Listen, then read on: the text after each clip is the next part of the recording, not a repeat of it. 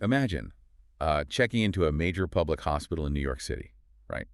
You're looking at the dinner menu, and you realize that the default meal you're about to be served contains absolutely zero meat, Not at all. right? Like no chicken broth, no beef stew. Unless you specifically request otherwise, you are getting a chef-prepared, entirely plant-based meal. Which is, I mean, that's just a massive structural shift. It really is. And this isn't some, fringe wellness clinic or a tiny pilot program. It's the new standard operating procedure for the largest municipal healthcare system in the United States. Yeah, and it really represents this fundamental rewiring of how global institutions are thinking about the food we eat, because historically, dietary changes, especially anything with the word plant-based attached to it, have been framed as these very rigid, individual binary choices. Yeah, exactly. Like you're either a strict vegan or you're a conventional omnivore, Right. But the data we're looking at today shows that binary is completely dissolving. It is. And that's our mission for today. We're doing a deep dive into decoding what researchers are now calling the plant-forward transition. I love that term. Me too. And we've got a really formidable stack of sources for you today. We're looking at clinical studies from Harvard and The Lancet, planetary health modeling from the ET Lancet Commission, and major policy blueprints coming out of Europe and New York City. It's a lot of ground to cover. It is, but it's so fascinating. We're going to explore what plant-forward actually means in practice. We'll uncover the specific vascular mechanisms behind its impact on your heart and brain, and dissect the really tricky trap of ultra-processed fake meats. Oh, yeah, we definitely need to talk about the fake meats. Absolutely. And then finally, we'll look at the behavioral psychology behind how global governments are, actively redesigning the menus we all eat from. So, okay, let's unpack this. Let's do it. We need to start with the terminology, I think, because based on the frameworks from Harvard Health and the Mayo Clinic, plant-forward or plant-predominant eating is explicitly not an all-or-nothing identity. No, not at all. The clinical research has largely abandoned the word veganism when they communicate public health strategies. Right.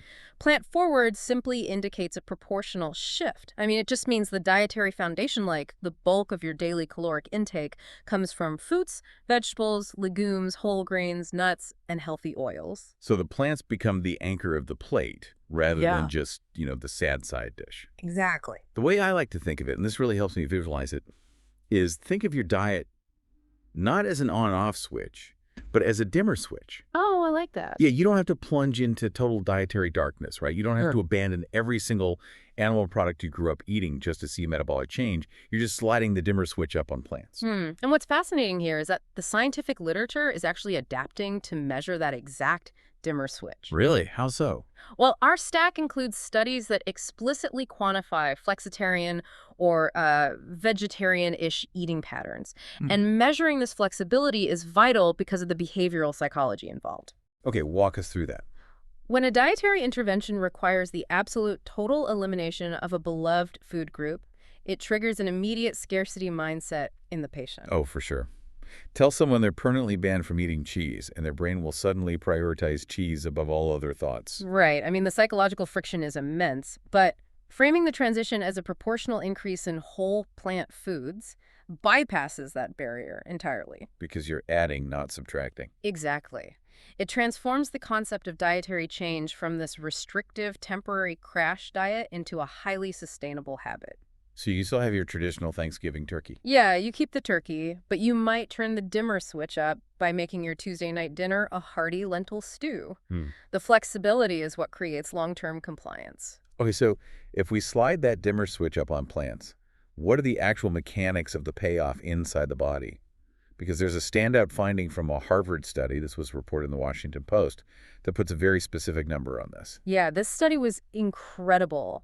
They found that consuming a diet rich in high-quality plant-based foods during midlife is strongly correlated with reaching the age of 70 entirely free of major chronic diseases. Which is huge. Reaching 70 without cardiovascular disease, without type 2 diabetes, and without severe cognitive decline is a remarkable public health benchmark. It really is. And to understand the mechanism, we have to look at what these specific plant foods are doing to your vascular system. It's really a two-part equation. Okay, what are the two parts? It's about the damage you are actively avoiding and the repair you are facilitating.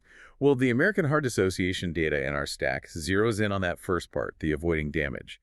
They highlight that Exactly. Animal fats like butter or lard are heavily saturated, and at a molecular level, saturated fat chains are perfectly straight, which allows them to pack really tightly together. Oh, which is why butter is a solid block at room temperature. You got it. And inside your bloodstream, a high intake of these saturated fats promotes the buildup of low-density lipoproteins, or LDL cholesterol. The bad cholesterol. Right. And that LDL forms the rigid plaques that narrow your arteries and trigger those dangerous clots we were talking about. Whereas the plant oils are basically doing the mechanical opposite. Yeah, because plant oils are predominantly unsaturated fats. Their molecular chains literally have kinks in them, which prevents them from packing tightly. So they stay liquid. Exactly, they stay liquid at room temperature.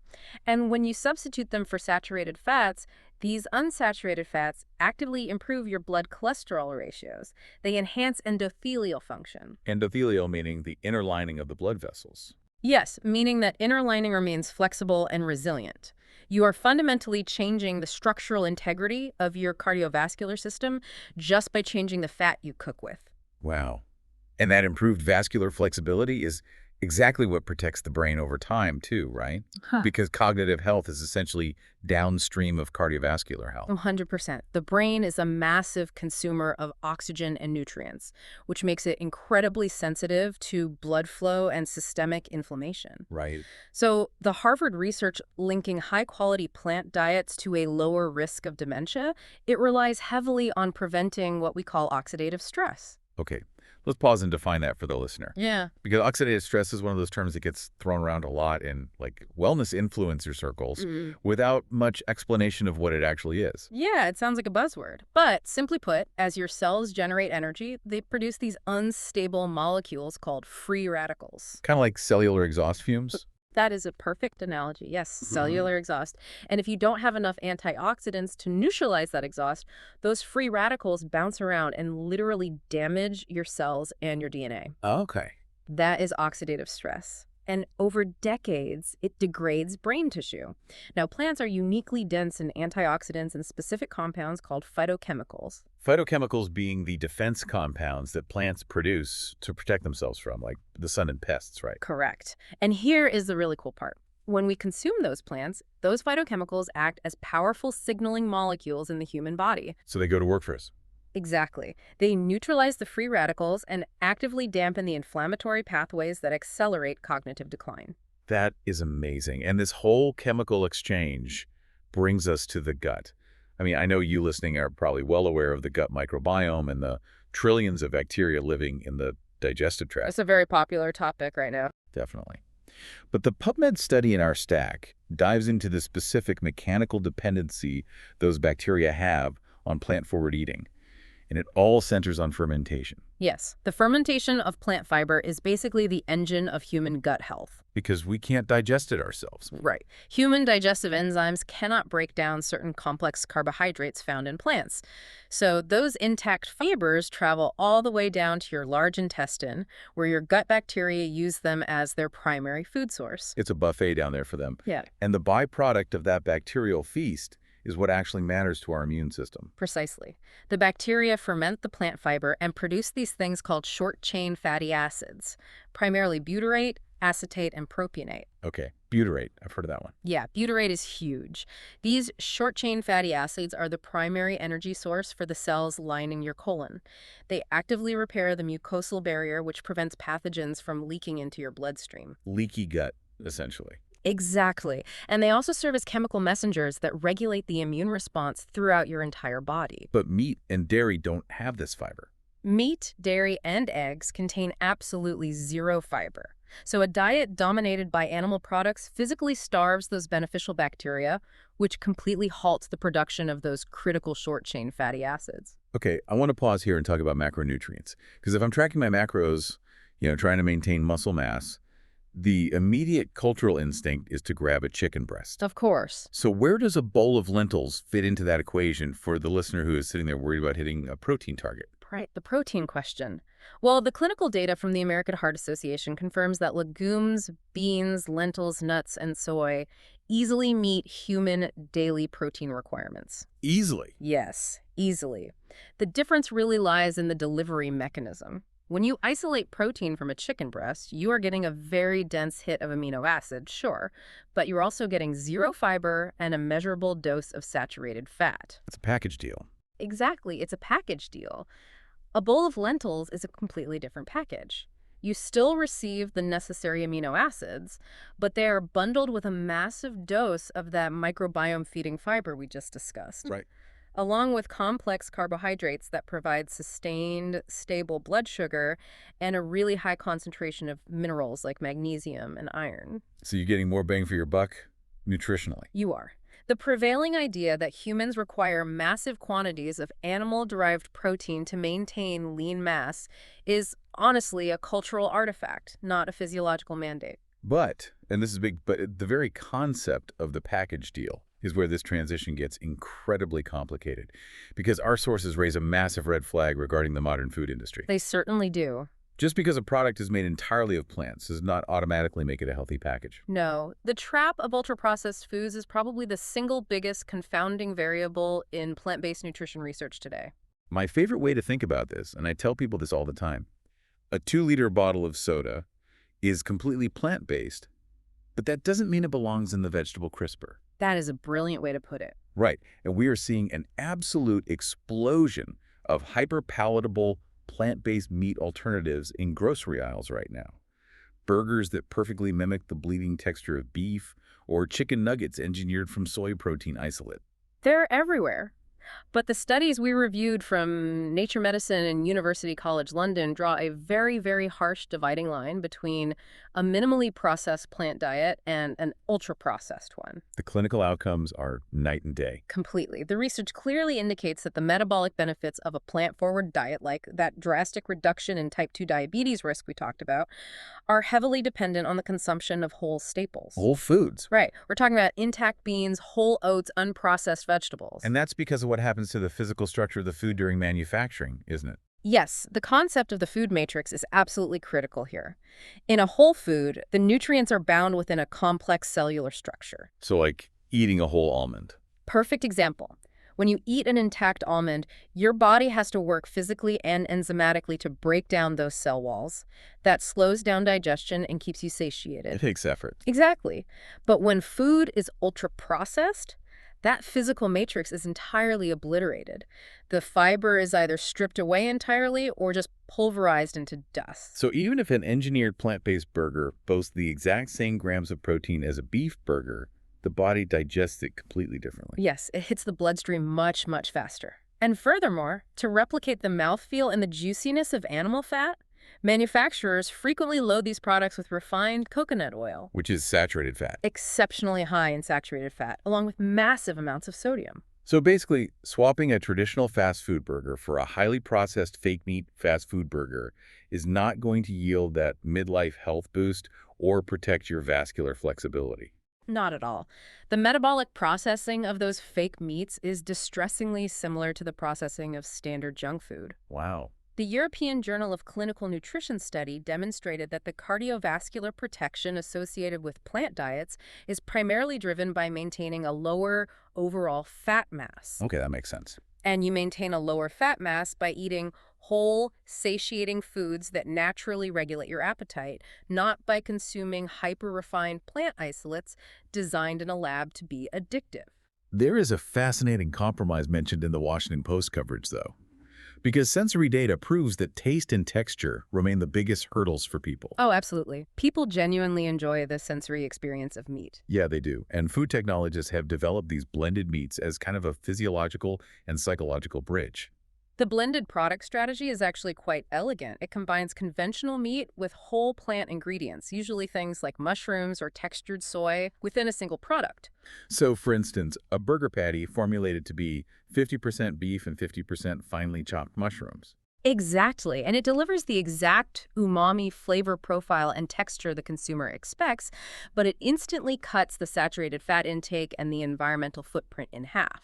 It is the dimmer switch, literally engineered into the food. It really is. Yeah. And the reduction in the environmental footprint provides a crucial transition to the second half of our data stack today. Because it's not just about us. No, the plant-forward transition is not merely a strategy for internal vascular health.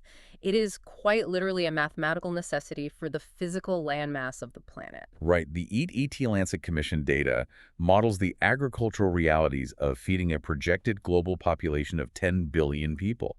And the math regarding our current food system simply does not scale. The global food system is currently one of the primary drivers of greenhouse gas emissions, freshwater depletion, and land degradation. It's a massive. And shifting global populations toward plant-forward diets drastically reduces all of those metrics. The core issue is the thermodynamic inefficiency of the current system. The thermodynamic inefficiency, meaning the energy lost at each step. Yes. It requires vastly more land, water, and caloric energy to grow crops, transport them, feed those crops to livestock, and then eventually consume the livestock than it does to simply grow crops and feed them directly to humans. You're cutting out the middleman, basically. But the University College London research introduces a really vital nuance here that we need to mention. It turns out not all plant crops get an automatic pass on sustainability. That's a very important caveat. The UCL researchers mapped out the pressures our food choices place on local biodiversity. Right. And they discovered that scaling up the production of certain highly demanded fruits, vegetables, and nuts, avocados and almonds are prime examples, can exert immense stress on local ecosystems. Because everyone wants them all year round. Exactly. These crops often require intensive monoculture farming and rely heavily on vulnerable imported pollinator populations like commercial bee colonies. Meaning that replacing, say, a locally sourced free-range egg with an avocado shipped across the globe from a water-depleted region is not a guaranteed net win for the environment. No, it's not. The sourcing of the plants matters just as much as the category itself. Ecological awareness has to be integrated into the transition. It cannot just be a blind substitution of categories. This brings us to the hardest question of all, honestly. How do we actually execute this transition at scale? Because expecting individual consumers to rely on pure willpower while navigating a grocery store meticulously designed to sell them ultra-processed food is a losing battle. It's completely unfair to the consumer. It is. So we looked at a UCL paper analyzing behavioral nudges and this concept of choice architecture. Yes, choice architecture. It operates on the principle that human beings will reliably take the path of least resistance. We're fundamentally lazy. Basically, yeah. Yep. The way choices are physically presented to you heavily influences the decision you will ultimately make. If the easiest, most visible default option is a healthy one, a significant majority of the population will select it simply because it requires zero cognitive effort. Which brings us right back to the New York City hospital system I mentioned at the start of the deep dive. By implementing a plant-based default policy for patient meals, they completely reversed the traditional choice architecture. And the absolute brilliance of the NYC model is that it still preserves individual autonomy. Yes, exactly. Patients can still look at the menu and explicitly opt out. They can request the meatloaf or the chicken. But because the plant-forward meal is the presumptive standard, the hospital drastically increased the consumption of nutrient-dense, fiber-rich foods. In an environment where people are actively trying to recover from illnesses, I might add. Many of which are diet-related in the first place. They didn't ban meat, they simply redesigned the path of least resistance. And we are witnessing this choice architecture scale up to macroeconomic levels now. Denmark, for instance, recently implemented the world's first national plant-based action plan. Which is fast. Yeah. And they aren't using a stick, they're using a carrot, right? Yeah. Exactly. Instead of taxing meat consumption to punish people, the Danish government is utilizing agricultural subsidies to actively build out the supply chain for plant-based foods. They're funding collaborations. Yeah, collaborations between culinary professionals and the agricultural sector to make growing crops for human consumption more economically viable for their farmers than growing crops for animal feed. So it is a systemic supply-side nudge. And it's spreading. Poland is currently moving to guarantee the availability of plant-based meals in public schools and hospitals. Right. Meanwhile, the European Union is actively negotiating a comprehensive action plan to establish entirely new crop value chains across the continent. It is critical, though, to analyze the actual language within these policy documents because whether we are reading the NYC hospital directives or the EU agricultural frameworks, these interventions are framed strictly through the lens of pragmatic efficiency. That is such an important distinction for our listeners. I want to be really clear here. Based purely on the source text we reviewed, these governments are explicitly deploying these policies as objective tools for public health management, healthcare cost reduction, and carbon efficiency. Right. It is not an ideological crusade. Exactly. We aren't taking a side here. We're just reporting what the documents say. They're looking at the compounding financial costs of managing chronic diseases like type 2 diabetes. They're calculating the planetary carbon budget, and they're adjusting their public procurement accordingly. It is fundamentally about supply chain resilience. If a municipal hospital can lower its food procurement emissions while simultaneously feeding a diabetic patient a meal that actively stabilizes their blood sugar, well, that is just a structural victory for the healthcare system. It's a win-win. So, synthesizing all of this data, what does the Plan Forward transition actually mean for you, the listener, as you plan your meals for the week? The prevailing takeaway from the clinical science, the environmental models, and the behavioral psychology is that you do not need to join some elite, all-or-nothing dietary club. No, the objective is simply to manipulate the dimmer switch. Precisely. It's about actively turning up the dial on whole, intact foods, the actual lentils, the whole oats, the leafy greens, to protect the endothelial lining of your blood vessels, stave off oxidative stress in your brain, and reduce your overall planetary footprint. And simultaneously, it requires maintaining a very high level of skepticism toward the ultra-processed marketing machine that's trying to sell you a lab-engineered isolate as a health food. Yes, read the labels. Always. The value of this research lies entirely in its application, and the application can start microscopically. You do not need to overhaul your entire pantry today. The American Heart Association data suggests it can be as simple as consistently swapping butter for olive oil, or maybe incorporating just one heavily legume-based meal a week to increase your fiber intake and, honestly, stretch your grocery budget. It is the accumulation of those tiny nudges that actually rewires your health. Mm. But I want to leave you with a final thought to ponder, building on the behavioral shifts we just explored in those major institutions. Okay. If the largest public hospitals in the country and entire European nations are actively redesigning their menus to make plants the default standard of dining, how long will it be until the traditional meat-heavy dinner plate is no longer viewed as an everyday necessity, but rather as a nostalgic luxury? That's a profound question. Something akin to a decadent dessert, reserved for special occasions rather than a random Tuesday night. It is definitely something to chew on the next time you are standing in the grocery aisle looking at your options. Thanks for joining us on this deep dive.